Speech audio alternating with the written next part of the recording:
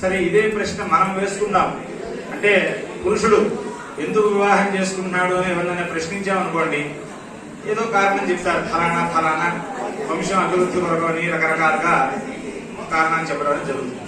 కానీ మన మానవ వివాహాల్లో జరిగేటప్పుడు మనం చెప్పుకునే సంకల్పం ఏమిటంటే, ప్రధానంగా మధుకర్త యోగ్యత కోసమైతే ఆయన చెప్పుకునేటువంటి సంకల్పం, పురుషుడు వివాహం చేసుకునేప్పుడు చెప్పే సంకల్పం ఏంటంటే ధర్మ ప్రజా సంబంధితం స్త్రీయం పుత్రహే అని చెప్పాడు. అంటే సంతానాన్ని ధర్మంగా కోరుకుంటూ ఉన్నాను కావున ఇందుకు వివాహం చేసుకుంటున్నాను అని పురుషుడు చెప్తాడట. అంటే సంతానం పొందడానికి వివాహంతో పనిలేదు, మనందరికీ తెలిసిన విషయం.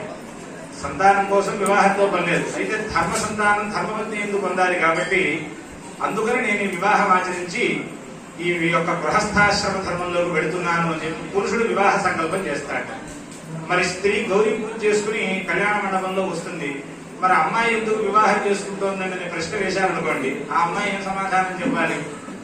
దానికి సమాధానం ఏం చెప్పారంటే, ఆ సమయంలో గౌరీ పూజను అర్చించే కారణం ఎందువల్లానంటే, స్త్రీకిట తలపైన ఇక్కడి నుంచి పెట్టుకుంటారుగా మీరు, ఇక్కడ ఒక ఆభరణం ఉంటుంది మీకు.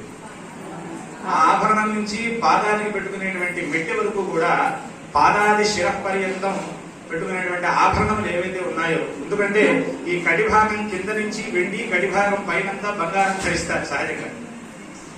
అలా పెట్టుకునేటువంటి స్త్రీలకు ఏ సౌభాగ్య ద్రవ్యాలు, ఏవైతే సౌవర్ణ ద్రవ్యాలు ఉన్నాయో, మన శరీరానికి దిగవేసుకునేటువంటి నగలు ఏవైతే ఉన్నాయో అవి కాదు సౌభాగ్యం అంటే. స్త్రీ వివాహం చేసుకునేటప్పుడు ఆ గౌరీదేవిని ఏమని ప్రార్థన చేస్తుందంటే, దీర్ఘాయురస్తు మే పతిర్జీవాతు అని చెప్పబడింది. అంటే భర్త దీర్ఘాయువుగా ఉండాలి అని కోరుకోవాలట స్త్రీ.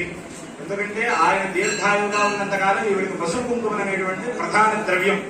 అందుచేత మిగతా ఆభరణాలన్నిటికన్నా ముఖ్యమైన ద్రవ్యం ఏమిటి?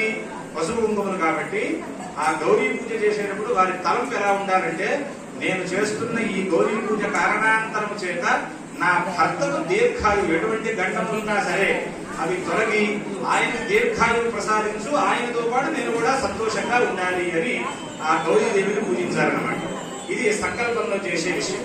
ఆ తదనంతరం స్వామివారి కళ్యాణోత్సవంలో రామచంద్రమూర్తి అలాగే సీతామ్మవారికి ఇరువురికి కూడా అలా విభవాలు చేస్తూ ప్రమర చెప్పి ఆ తదనంతరం స్వామివారికి అర్చనంతా చేస్తూ వచ్చి, ఇప్పుడే స్వామివారికి ఇందాక సుముహూర్త విషయం చెప్పే ఉంటారు. చాలా కాలం సహజంగా అందరూ కూడా సుముహూర్తం అంటే పెట్టుకోవడం అనేటువంటి భావన చేస్తుంటారు.